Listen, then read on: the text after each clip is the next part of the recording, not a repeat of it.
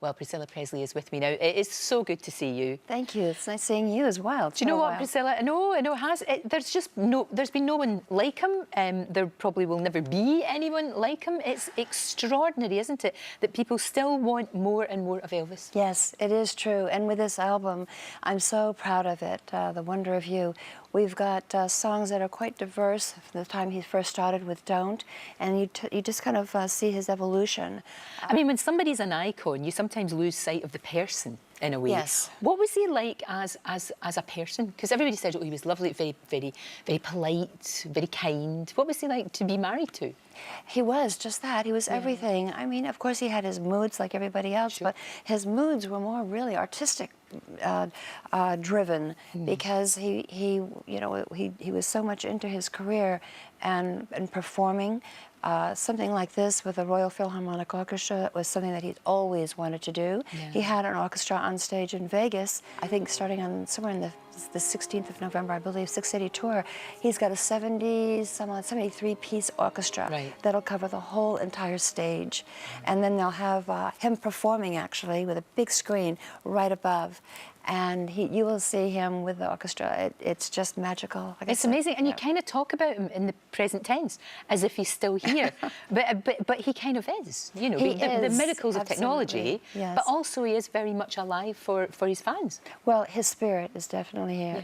There's no doubt about it. In fact, on this album, again with the Royal Philharmonic Orchestra, this is our second album. If I Can Dream was the first, so this is even more intimate. It just keeps on evolving. I just think this is something that, I know that he'd be so pleased with. I picture him actually on stage with that orchestra and turning around back to the audience, looking at that orchestra and just embracing them with the fullness and the depth of that music behind his voice. Incredible. And of course, the legacy goes on. Yes. Because your daughter, Lise Marie, she's a performer and a singer, and your granddaughter has been in movies. She was in Mad Max, of course. Right. I guess it was kind of inevitable. And my little grandchildren, Harper and Finley, they're so talented as well. My son, of course, is in the business as well. So we've got a whole family singing. And of course, you have your own career as well. I mean, I remember Dallas, of course. Everybody remembers Dallas,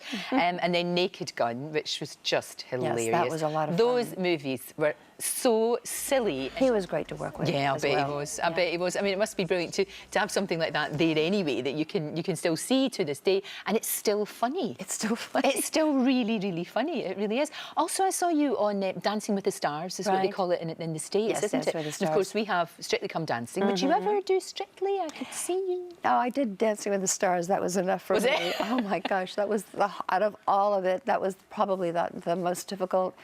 Enjoyable, yes, and gratifying after you've done with it, because you wonder how in the world. I mean, getting up in the morning all of a sudden and dreaming, what's that, a step? What I don't have that step, and you're up at 2 o'clock trying to figure out, oh my God, and you start panicking.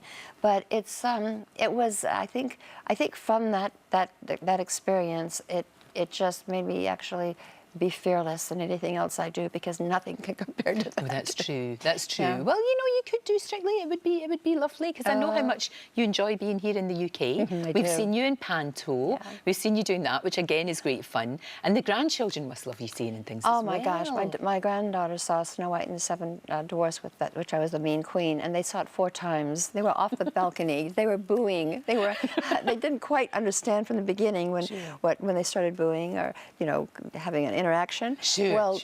During the second half, or the second part, they literally were over the balcony booing me like, you can't believe it. I'm looking up at them going, I'll get you. And do they understand about their granddad? Do they understand what he means in his place, do you think? Not quite. They just turned 8, but they love his music. They're very proud of him and who he was, that he deserves every bit of it. No, he really doesn't. Yeah. And again, it's like he is still here. And the album's out now, The Wonder of You, with the Royal Philharmonic, which he would have loved, as you said.